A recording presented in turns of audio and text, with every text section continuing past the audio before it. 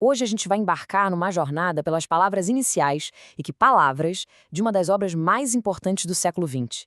Estou falando do Prefácio de Pedagogia do Oprimido, do Paulo Freire, lá de 1968. E olha, essa não é uma introdução qualquer, não. É, na verdade, a chave para a gente conseguir destravar a obra inteira. Sabe, o livro não abre com uma teoria nem com um argumento acadêmico. Ele começa com essa dedicatória, que é profunda, é desafiadora. O Freire não está falando aqui com a elite intelectual. Ele está se dirigindo diretamente àqueles que estão nas margens. E mais, a todo mundo que se reconhece na luta deles. Isso, logo de cara, já é uma baita declaração de propósito. É o Freire dizendo pra gente, olha, a teoria tem que estar a serviço da luta, e nunca ao contrário. É importante lembrar o contexto, né? O Freire escreveu tudo isso durante o exílio. Ele estava longe, refletindo sobre todo o trabalho que ele fez aqui no Brasil com camponeses, com operários. Ou seja, isso aqui não é uma teoria que saiu do nada, sabe? Não é abstrata. Ela nasceu da experiência real, da vida como ela é. E esse, olha, é um ponto fundamental. O Freire faz questão de dizer que o trabalho dele é fruto direto do que ele observou. Ele não está, sei lá, imaginando como a opressão acontece. Não, ele viu com os próprios olhos e viu também como as pessoas reagiam a isso. E é aqui que a análise dele fica fascinante, de verdade.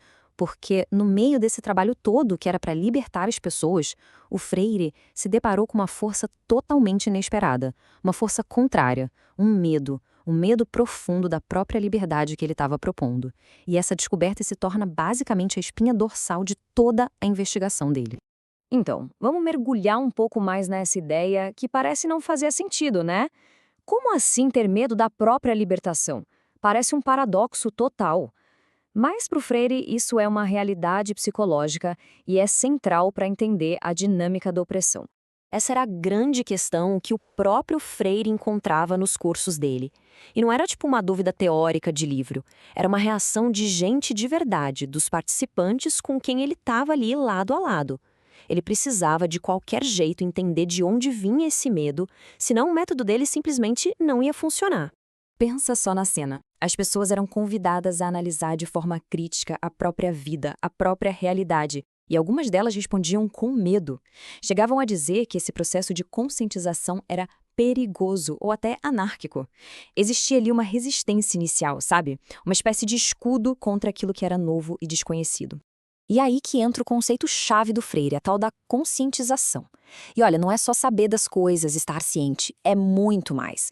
É um processo ativo de se tornar alguém crítico, de sacar as estruturas de poder e principalmente de se enxergar como alguém que pode transformar a realidade e não só aceitar e se adaptar a ela. Mas claro, nem todo mundo reagia com medo.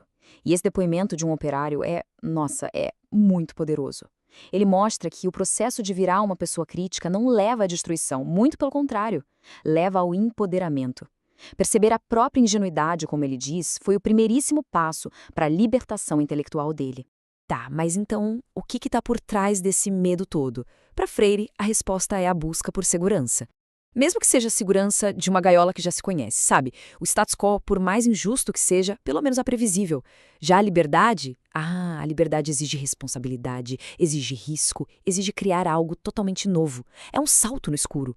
E, parando para pensar, esse é um fenômeno que a gente vê até hoje, né? Na resistência a mudanças sociais ou até no conforto das nossas bolhas. Ok, partindo dessa análise toda, o Freire vai identificar duas mentalidades. Dois jeitos bem opostos de se posicionar no mundo e na luta pela liberdade. De um lado, ele coloca a figura do sectário, do outro, a do radical. E entender a diferença entre os dois é simplesmente fundamental. E o Freire desenha esses dois polos de um jeito bem claro. Vamos lá, o sectário, ele é fanático, vive de mitos, é irracional, fechado, se sente o dono da verdade e a atitude dele acaba castrando, podando os outros. Agora, em contraste total, o radical é o oposto. Ele é crítico, criador, está sempre aberto para o diálogo, ele não se acha o dono da verdade, mas está sempre buscando por ela. E, por natureza, a postura dele é libertadora. E aqui vem uma das sacadas mais geniais do Freire. O sectarismo não tem partido, não é exclusivo de uma ideologia. Qualquer movimento, seja qual for, que se fecha nas próprias verdades, que perde a capacidade de duvidar de si mesmo, acaba se afastando das pessoas que dizia representar. Essa falta de dúvida, como ele chama, é paralisante. Ela simplesmente impede o aprendizado, a adaptação, o diálogo de verdade. E o que acontece? Potenciais aliados viram inimigos e a causa vira um dogma intocável. Então, o seu sectarismo é esse beco sem saída? Qual é a alternativa? Qual é o caminho? Bem, para Freire, a resposta está toda na postura do radical. É esse o único caminho para uma transformação e uma libertação que sejam de verdade. A postura radical é, antes de tudo, uma postura de coragem. É a pessoa que não tem medo do encontro, não tem medo de ouvir, não tem medo de desvendar o mundo, de ver o que está por trás do véu. E isso aqui, nossa, mostra de um jeito brilhante a humildade que está no centro da visão do Freire. O verdadeiro radical não se enxerga como um salvador, sabe, aquele que chega de cima para libertar os outros. Pelo contrário, ele se compromete a lutar com as pessoas, lado a lado. É um processo de libertação mútua. A palavrinha com aqui faz toda a diferença do mundo. E a gente fecha com essa reflexão que traz as ideias do Freire lá de 1968 direto para os nossos dias, para os nossos desafios. Num mundo tão polarizado como o nosso, essa proposta dele de um diálogo que seja crítico, aberto e, acima de tudo, corajoso, parece mais urgente do que nunca, não é? Fica aí o convite para a gente pensar em como é que estamos nos relacionando com o mundo e com os outros.